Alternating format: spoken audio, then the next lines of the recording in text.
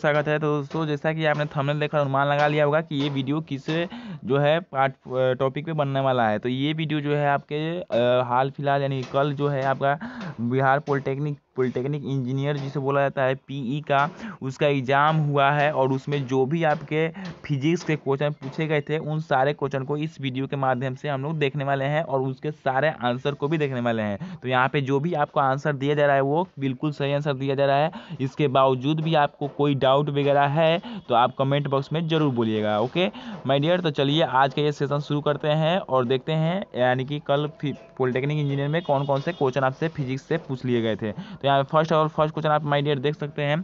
क्या बोल रहा है कि एक 220 वोल्ट 100 वाट के बल्ब को 110 वोल्ट के से जोड़ा जाता है तो बल्ब द्वारा जो खपत ऊर्जा थी वो क्या थी। ये वाला क्वेश्चन आपसे पूछा गया था फर्स्ट नंबर।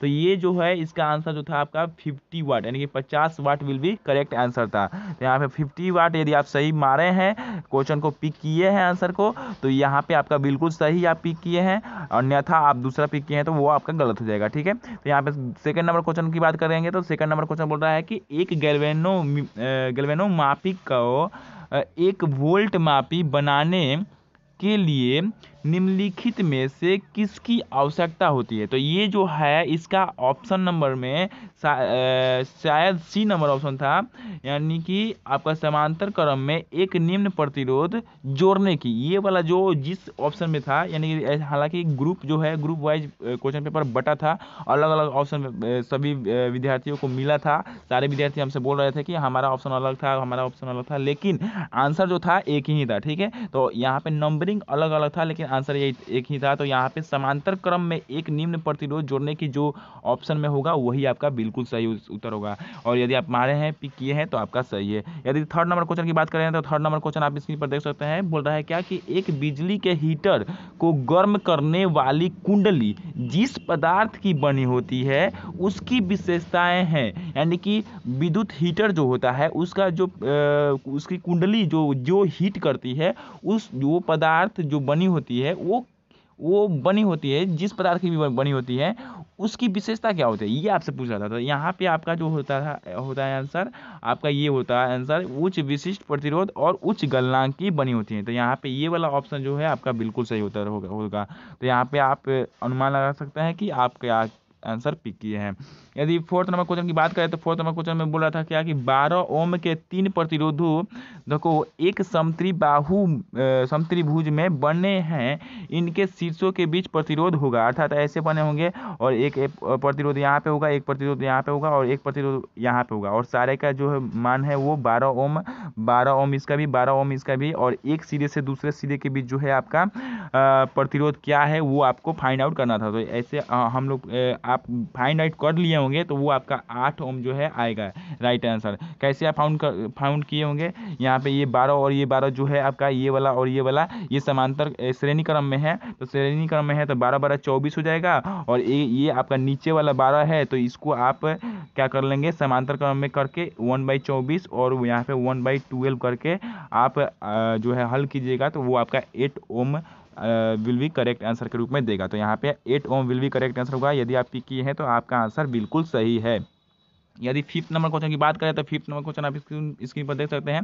बोल रहा है क्या कि एक आदर्श सेल के आंतरिक प्रतिरोध का मान है। तो एक आदर्श सेल के आंतरिक प्रतिरोध का मान जो होता है वो माय डियर 0 होता है। तो यहाँ पे 0 विल भी करेक्ट आंसर होगा। यदि आप पिक किए हैं तो आपका आंसर बिल्कुल सही होगा। यहाँ पे यदि 6 नंबर क्वेश्चन की बात किया जाए तो 6 नंबर क्वेश्चन बोल रहा था कि विद्युत संश्लेषण का नियम किसने दिया था। तो विद्युत संश्लेषण का नियम जो है आपका माइकल फैराडे। तो सिर्फ आपको फैराडे ऑप्शन में दिया था, यानी कि माइकल नहीं दिया था, तो यहाँ पे फैराडे विल भी करेक्ट आंसर हो जाएगा। ठीक है, यदि आप 7th नंबर क्वेश्चन की बात करते हैं तो 7th नंबर क्वेश्चन आपका बहुत सिंपल दिया था।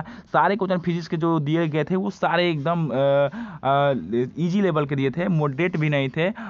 यानी कि जो केमिस्ट्री का भी जो था वो सारे बच्चे बोल रहे थे कि केमिस्ट्री का जो लेवल था वो काफ़ी यानी कि हार्ड था, डीप में दिया था। तो केमिस्ट्री के जैसे ही क्वेश्चन आते हैं उसको भी हम आपके सामने आंसर के साथ जरूर रखेंगे। ठीक है, तो ये आप ध्यान में रखिएगा। तो यहाँ पे 7th नंबर क्वेश्चन बोल रहा था क्या कि फ्लेमिंग के बाएं हाथ के नियम में माध्यमा की क्या दर्शाता है। तो फ्लेमिंग का वाम हस्त नियम जो होता है, फ्लेमिंग का वाम हस्त नियम, तो उसमें जो ये माध्यमा वाली मध्य वाली उंगली होती है वो किस कि क्या दर्शाती है, तो वो आपके धारा की दिशा दर्शाती है। ये आप आंसर पे किए हैं तो आपका आंसर बिल्कुल सही है, यदि नहीं किए हैं तो आपका आंसर गलत है। तो यहाँ पे धारा की दिशा विल भी करेक्ट आंसर होगा। यदि 8 नंबर क्वेश्चन की बात करें तो 8 नंबर क्वेश्चन आपसे पूछा था क्या कि द्वितीय ईंधन का उदाहरण है, तो द्वितीय ईंधन का उदाहरण जो है आपका पेट्रोलियम विल भी करेक्ट आंसर होगा। प्राकृतिक गैस था, कोयला था और एक और कोई ऑप्शन था, तो यहाँ पे आपका पेट्रोलियम विल भी करेक्ट आंसर होगा। यदि पिक किए हैं तो आपका आंसर बिल्कुल सही होगा। तो यहाँ पे 9th नंबर क्वेश्चन की बात करें तो 9th नंबर क्वेश्चन आपका पूछा था कि किसका न्यूनतम ऊष्मीय मान होता है, तो न्यूनतम ऊष्मीय मान माय डियर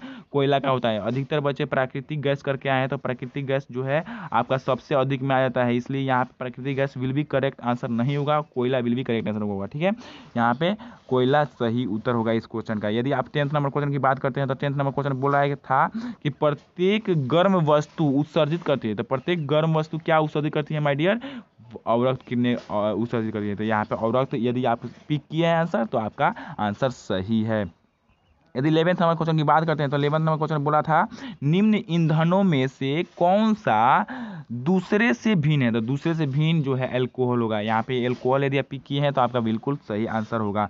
यदि 12th नंबर क्वेश्चन की बात की जाए तो 12th नंबर क्वेश्चन पूछा था कि निम्नलिखित ईंधन में से किस ईंधन को जलाने पर कम प्रदूषण फैलता है, तो माय डियर प्राकृतिक गैस को जलाने पर कम जो है आपका प्रदूषण फैलता है। तो यहाँ पे प्राकृतिक गैस विल भी करेक्ट आंसर होगा। यदि आप 13 नंबर क्वेश्चन की बात करते हैं तो 13 नंबर क्वेश्चन बोल रहा था कि निम्न में कौन सा एक बेहतर नाभिक ईंधन है, तो बेहतर नाभिक ईंधन माय डियर यूरेनियम जो है 238, यूरेनियम 238 जो है आपका, यहाँ पे 238 छूट गया है, 238 जो है आपका उच्चतम क्वालिटी का नाभिकीय ईंधन होता है। तो यहाँ पे यूरेनियम 238 विल भी करेक्ट आंसर हो जाएगा। यदि आप 14 नंबर क्वेश्चन की बात करते हैं तो 14 नंबर क्वेश्चन आपसे पूछा गया था कि रेटिना पर प्रतिबिंब कितने समय तक रहता है, तो रेटिना पर जो प्रतिबिंब बनता है, जो आपका वास्तविक और उल्टा बनता है रेटिना पर प्रतिबिंब, वो आपका कितने समय तक रहता है, तो 1/10 सेकेंड तक रहता है। अधिकतर बच्चे 1/20 मार के आए हैं, जो बिल्कुल सरासर गलत है। ठीक है, तो 1/10 विल भी करेक्ट आंसर होगा। यदि आप 15 नंबर क्वेश्चन की बात करते हैं तो 15 नंबर क्वेश्चन जो है आपका बोला था कि अपवर्तनांक की इकाई क्या है, तो माय डियर अपवर्तनांक एक प्रकार का अनुपात होता है, और अनुपात का कोई जो है इकाई वगैरह नहीं होता है। तो इसलिए इसमें जो आपका ऑप्शन था कि अपवर्तनांक की कोई इकाई नहीं होता है, या फिर ऐसे ऑप्शन करके दिया था कि इसकी कोई इकाई नहीं होती है, तो वो आपका सही उत्तर होगा। यदि आप यहाँ पे इसका सही उत्तर मारे हैं तो सही है। और अधिकतर बच्चे की बात बता देते तो अधिकतर बच्चे यहाँ पे मीटर मार के आए हैं, जो कि सरासर गलत है, आप गलत आंसर पिक करके आए हैं। तो यहाँ पे अपवर्तनांक की इकाई जो है आपका कोई इकाई नहीं होती है, ये एक अनुपात को दर्शाता है, इसलिए अनुपात की कोई इकाई नहीं होती है, ये आपका सही उत्तर होगा। यदि आप 16 नंबर क्वेश्चन की बात करते हैं तो 16 नंबर क्वेश्चन पूछा था हमारा नेत्र जो है इसके गुण का प्रयोग करता है, हमारा नेत्र में जो लेंस होता है वो किस प्रकार का लेंस होता है, यही क्वेश्चन का कथन था, यानी कि स्टेटमेंट था, यानी कि आपसे पूछने का तरीका जो है थोड़ा सा अलग था, लेकिन आपसे लेंस दिया था अवतल लेंस, उत्तल लेंस और दर्पण वगैरह दिया था। तो यहाँ पे उत्तल लेंस विल भी आपका करेक्ट आंसर होगा। यदि आप आंसर पिक किए हैं उत्तल लेंस तो आपका बिल्कुल सही है, आप बिल्कुल सही आंसर पिक किए हैं। यदि 17 नंबर क्वेश्चन की बात किया जाए तो 17 नंबर क्वेश्चन पूछा था एक सामान्य मानव नेत्र की दृष्टि की रेंज होती है वो कितनी होती है, तो माय डियर मानव नेत्र का जो दृष्टि का रेंज होता है वो आप अनंत से न्यूनतम 25 सेंटीमीटर तक देख सकते हैं। आपसे ये भी पूछा जा सकता था कि न्यूनतम मानव नेत्र की न्यूनतम दृष्टि जो है कितना होता है, तो वो 25 सेंटीमीटर होता है। तो न्यूनतम आपका 25 सेंटीमीटर आइए गया, और अधिकतम कितना दूर तक आप देख सकते हैं, तो अधिकतर अनंत तक देख सकते हैं, यानी कि हम अधिकतर बहुत दूर तक भी देख सकते हैं। तो अनंत से 25 सेंटीमीटर तक जो भी आपका ऑप्शन था वो आपका सही उत्तर होगा। तो यहाँ पे अनंत से 25 सेंटीमीटर विल भी करेक्ट आंसर हो जाएगा। यदि आप 18 नंबर क्वेश्चन की बात करते हैं तो 18 नंबर क्वेश्चन माय डियर एक फिगर के टाइप में दिया था, बोला था कि जब एक वर्णीय प्रकाश एक प्रिज्म से गुजरता है तब निम्नलिखित में से कौन सही है, तो वो यहाँ पे ऐसे करके ऐसे दिया था, फिर ऐसे करके एक वो ऐसे दे दिया था, तो ये सारे गलत है। इस प्रकार का जो भी आपका ऑप्शन में दिया था फिगर वही आपका फिगर बिल्कुल सही है और अधिकतर बच्चे ये वाला फिगर जो है पिक किए हैं, तो इसलिए ये सारे कुछ बच्चे का जो है आंसर सही है। तो माय डियर यहाँ पे ये वाला option will be correct answer होगा। यदि आप 19 नंबर क्वेश्चन की बात करते हैं तो 19 नंबर क्वेश्चन आपसे पूछा गया था कार के हेडलाइट में होती है, तो काफ़ी जो है ये सिंपल क्वेश्चन पूछा गया था कार के हेडलाइट जो आगे वाली बत्ती होती है उसमें कौन सा दर्पण होता है माय डियर, तो उसमें जो दर्पण होता है वो आपका अवतल दर्पण होता है। यदि है जो साइड मिरर की बात किया जाए तो साइड मिरर में उत्तल जो है उत्तल दर्पण हो जाता है, उत्तल दर्पण हो जाता है साइड मिरर में उत्तल दर्पण और हेडलाइट में अवतल दर्पण। यदि आप 20 नंबर क्वेश्चन की बात करते हैं तो 20 नंबर क्वेश्चन आपसे पूछा गया था कितने इलेक्ट्रॉन एक माइक्रो एम्पियर की धारा बनाते हैं। तो एक माइक्रो, पहले माइक्रो का मतलब क्या है, माइक्रो का मतलब कि 10 के पावर -6, 10 के पावर -6 और ये 6.25 गुने 10 के पावर 18 होता है माय डियर, 10 के पावर 18 होता है। और यदि आप इसमें गुना कर दीजिएगा 10 के पावर -6 से, तो ये क्या कर देगा माइनस, ये 18 में से 6 को माइनस कर देगा, तो 18 में से 6 घटा देगा, तो ये क्या हो जाएगा, कितना हो जाएगा, 10 के पावर 12 हो जाएगा, अर्थात 6.25 गुने 10 के पावर 12 जो भी ऑप्शन में था वो आपका सही उत्तर होगा। और यदि आप पिक किए हैं ये वाला आंसर तो आपका बिल्कुल आंसर सही है। यदि 21 नंबर क्वेश्चन की बात की जाए तो 21 नंबर क्वेश्चन आपसे पूछा गया था एक व्यक्ति 4 जो है 1/4 ओम वाले सेल को श्रेणी क्रम में जोड़ता है, परंतु एक सेल का टर्मिनल उल्टा जोड़ा जाता है। बाह्य प्रतिरोध 1 ओम, यदि प्रत्येक सेल का विद्युत वाहक बल जो है 1.5 वोल्ट है, तब प्रवाहित धारा होगी। तो इसको हम काफ़ी सॉल्व किए हैं, सॉल्व करके जो आंसर आया है वो आपका 4/3 आया है। और यदि आप 4/3 आंसर पिक किए हैं तो आपका सही उत्तर होगा। और अधिकतर बच्चे जो है 3/4 इसका आंसर पिक किए हैं, तो ये बिल्कुल सरासर आपका गलत है, 4/3 विल भी करेक्ट आंसर होगा। यहाँ पे हम आपको सॉल्व करके इस क्वेश्चन का आंसर लेकर आए हैं। यदि 22 नंबर क्वेश्चन की बात किया जाए तो 22 नंबर क्वेश्चन आपसे पूछा गया था कि यदि 1 ओम प्रतिरोध वाले एक तार को तानित कर इसकी लंबाई को दोगुना कर दिया जाए तो प्रतिरोध हो जाएगा। तो यानी कि जब आपको 10th में काफ़ी बार पढ़ाया गया होगा कि जो यदि तार की लंबाई दोगुनी कर दी जाती है तो प्रतिरोध बढ़ता है। तो यानी कि ये दोनों जो है एक दूसरे के समानुपाती होती है, वो बढ़ेगा तो ये भी बढ़ेगा, ये बढ़ेगा तो वो भी बढ़ेगा,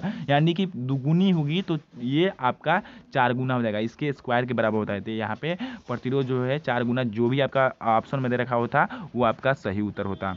तो यहाँ पे आपका 4 गुना विल भी करेक्ट आंसर होगा। यदि आप 23 नंबर क्वेश्चन की बात करें तो 23 नंबर क्वेश्चन आपसे पूछा गया था कि विद्युत विभव जो होता है वो कौन सी राशि होती है। विद्युत विभव जो है कौन सी राशि है, तो सदिश अदिश और कोई नहीं, इस तरह का आंसर दिया था। तो यहाँ पे विद्युत विभव जो होता है माय डियर वो एक अदिश राशि है, इसलिए आपका अदिश विल भी करेक्ट आंसर होगा। तो यदि आप अदिश राशि का जो है पिक किए हैं आंसर तो आपका बिल्कुल सही है। तो माय डियर यहीं पे इसका अंत होता है, यानी कि यहाँ पे हमको 23 ही क्वेश्चन, 30 में से 23 ही क्वेश्चन मिल पाया, तो यहाँ पे आपको 23 क्वेश्चन प्रोवाइड करा रहे हैं। इसके बाद भी यदि मिलते हैं क्वेश्चन तो हम आपको नेक्स्ट वीडियो में ज़रूर अवेलेबल कराएंगे। और केमिस्ट्री का भी कोई जुगाड़ वगैरह लगा रहे हैं, केमिस्ट्री का भी मिल जाता है तो हम केमिस्ट्री को भी आपके सामने समक्ष जरूर रखेंगे। तो आई होप आपको ये पूरा वीडियो अच्छा लगा होगा। और ITI Bihar ITI entrance exam की तैयारी करने वाले विद्यार्थियों को हम बता दें कि आपके लिए भी हम बहुत कुछ करने वाले हैं और जो है अब करने ही वाले हैं। 1-2 दिन में आपके लिए भी कुछ